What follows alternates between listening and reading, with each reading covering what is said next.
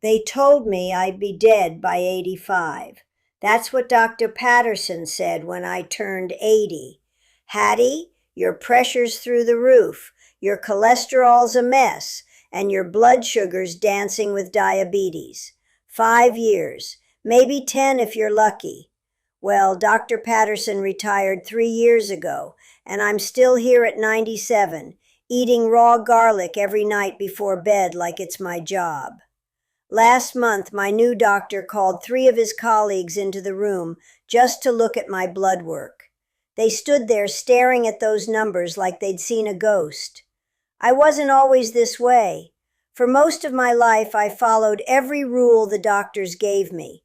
Low salt, low fat, no this, no that. Pills for my pressure, pills for my heart, pills to help me sleep because the other pills kept me awake. My kitchen counter looked like a pharmacy, and I felt worse every year. My daughter Lynette used to count my pills every Sunday. 23 different bottles. 23! I was taking more medication than food. The turning point came on a Tuesday in February, 3 years ago. I remember because it was the day after Valentine's Day, and I was sitting in Dr. Patterson's office, listening to him tell me my kidneys were starting to fail. The medication's hard on them, he said, like that was supposed to make me feel better. We might need to start thinking about dialysis. I looked at that man and something inside me just snapped. Not anger, clarity. Pure, cold clarity. I walked out of that office and drove straight to my sister Ruby's house. Ruby's always been the rebel in our family. While I was following doctor's orders, she was growing her own vegetables, making her own remedies, and telling anyone who'd listen that modern medicine was designed to keep you sick, not make you well. I used to think she was crazy. That Tuesday, I started thinking maybe crazy was exactly what I needed. Ruby, I said, sitting at her kitchen table, I need you to teach me everything you know. She smiled that knowing smile she'd been wearing for 20 years and said, Took you long enough, sister. The first thing Ruby taught me was about garlic. Real garlic. Not the powder, not the supplements, but raw, fresh garlic cloves. 1 clove every night before bed, she said. Cut it, let it sit for 10 minutes, then eat it whole with a little honey. I looked at her like she'd lost her mind. Ruby, that's going to burn my stomach up. She laughed and said, Hattie, you've been burning your stomach up with pills for 20 years. Try something that might actually help. I don't know who needs to hear this, but if you're still here, maybe you understand what I'm talking about. Subscribe if you want to hear the rest. That first night, I stood in my kitchen with a clove of garlic and a knife, feeling like I was about to jump off a cliff. The smell hit me first. Sharp, pungent, alive. Nothing like the powdered stuff I'd been sprinkling on my food for years. I cut it thin, let it sit like Ruby said, then closed my eyes and swallowed it down with a spoonful of honey. It burned. Lord, it burned. But it was a clean burn, not like the acid from those pills. It was fire with purpose. Within a week, something changed. Not dramatic, subtle. I slept better. My joints didn't ache as much when I got up in the morning. By the 3rd week, Lynette noticed. Mama, you look different. Your skin looks clearer. I hadn't told her about the garlic yet. I wanted to see if it was real first. 1 month in, I did something I hadn't done in years. I skipped my afternoon nap and cleaned my entire house from top to bottom. When Lynette came by that evening and saw me scrubbing the baseboards, she sat down and stared. Mama, what's gotten into you? That's when I told her about the garlic. She didn't believe me at first. Thought I was having some kind of senior moment. Mama, you can't just stop taking your medicine and eat garlic instead. But I wasn't stopping my medicine yet. I was just adding something real to the mix, and the something real was working. By month 3, my morning routine had changed completely. I'd wake up at 6 a.m., not because of pain or anxiety, but because I was actually rested. I'd make my coffee, sit at this same kitchen table, and prepare my garlic for that night. It became a ritual. Cut the clove, let it rest while I read my devotional, then wrap it in a paper towel and set it by my bedside table. Every single night without fail. The real shock came at my 6-month checkup. Dr. Patterson's replacement, Dr. Martinez, looked at my blood work and frowned. Not the worried frown I was used to seeing, but confusion. Mrs. Williams, are you sure you're taking all your medications as prescribed? I nodded. I was. Plus the garlic, but I didn't mention that yet. Your blood pressure is 120/80. Your cholesterol dropped 40 points. Your blood sugar is normal. When's the last time you felt dizzy or short of breath? I realized I couldn't remember. That's when I started getting bold. I asked Dr. Martinez what would happen if I reduced some of my medications. He wasn't thrilled about the idea, but he agreed to monitor me closely. Over the next 6 months, we cut my pills from 23 down to 8. 8. And I felt better than I had in decades. Someone once told me there are rules that change after 60. One of them says that patience after 60 is the fastest way to die forgotten. My doctor said, wait. I stopped waiting. That guide is in the description below. But the garlic wasn't just changing my numbers. It was changing my relationship with my body. For the first time in 30 years, I felt like we were on the same team instead of at war.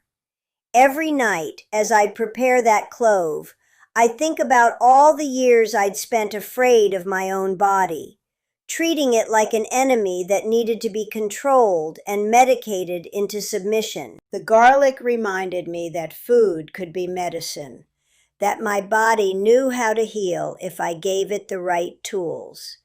I started researching everything I could about garlic. Turns out people have been using it medicinally for thousands of years. The Egyptians gave it to their pyramid workers to keep them strong.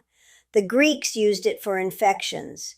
During World War I, they called it Russian penicillin because it prevented gangrene.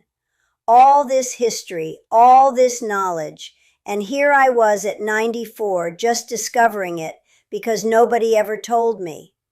Lynette finally came around when she saw me climbing a ladder to clean my gutters. Mama, you're 95 years old. What are you doing up there? I looked down at her and said, living, baby, I'm living. That night, she asked me to teach her about the garlic. Now she takes it too. The other changes came gradually. My memory sharpened. I started remembering names and dates I thought I'd lost forever. My skin cleared up.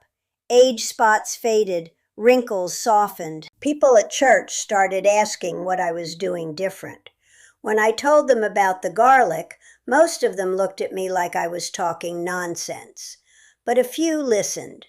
Mrs. Henderson down the street started taking it after her doctor told her she needed heart surgery. 6 months later, her heart function improved so much they canceled the operation. The night before my most recent blood work, the one that caused all the commotion, I sat at this table preparing my garlic and thought about Dr. Patterson's prediction. Dead by 85. Here I was at 97, sharper and stronger than I'd been in my 80s. The garlic clove felt familiar in my fingers now, like an old friend. I'd eaten over 1,000 of them at this point, each one a small act of rebellion against the idea that aging meant giving up, giving in, accepting decline as inevitable. When Dr. Martinez called me back to his office to go over the results, I knew something was different by the way the nurse looked at me. She smiled too wide, the way people do when they're confused but trying to be professional. "The doctor wants to see you right away," she said, "and he's asked a few colleagues to join the consultation." I walked into that office and found 4 doctors standing around my file like it was a puzzle they couldn't solve. Dr. Martinez looked up and said, "Mrs. Williams, I've been practicing medicine for 25 years, and I've never seen blood work like this from someone your age. Your inflammatory markers are lower than most 30-year-olds. Your cardiovascular indicators suggest the heart of someone in their 50s. Your kidney function has actually improved since last year." One of the other doctors, a woman I'd never met, stepped forward. "We'd like to know if you've changed anything about your lifestyle or diet in the past few years." That's when I told them about the garlic. All 4 of them. Just laid it out plain, raw garlic, every night for 3 years, along with gradually reducing my medications under supervision. The room went quiet. Then Dr. Martinez started asking questions. What kind of garlic? How did I prepare it? What time did I take it? Did I take it with food? How did I know to do this? I answered every question honestly. When I mentioned Ruby and her folk medicine knowledge, one of the doctors actually wrote her name down. After everything I went through, I found the 60-year rule. It has 9 rules that explain exactly why everything I believed was wrong after 60. It changed how I see my family, my health, my money, everything. Check the description. They ran additional tests. Cognitive function, bone density, muscle mass, everything they could think of. When those results came back, Dr. Martinez called me personally. "Mrs. Williams, your bone density is remarkable for your age. Your muscle mass is in the 75th percentile for women half your age. Your cognitive function scores are through the roof. I have to ask, are you willing to participate in a study?" I laughed and told him I'd think about it. But what I really thought was how funny it was that they wanted to study me now, when 3 years ago they were planning my funeral. The medical establishment that had kept me sick and dependent for decades suddenly wanted to understand what I was doing right. The truth is, the garlic isn't magic. It's just real. It's food as medicine the way it was always supposed to be.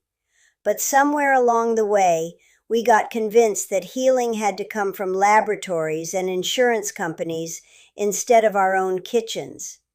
We got scared of our bodies, scared of aging, scared of taking responsibility for our own health. Every night now, as I prepare my garlic, I think about all the people suffering unnecessarily because they don't know they have options. All the folks sitting in doctors' offices being told to accept decline, to manage symptoms, to prepare for the worst.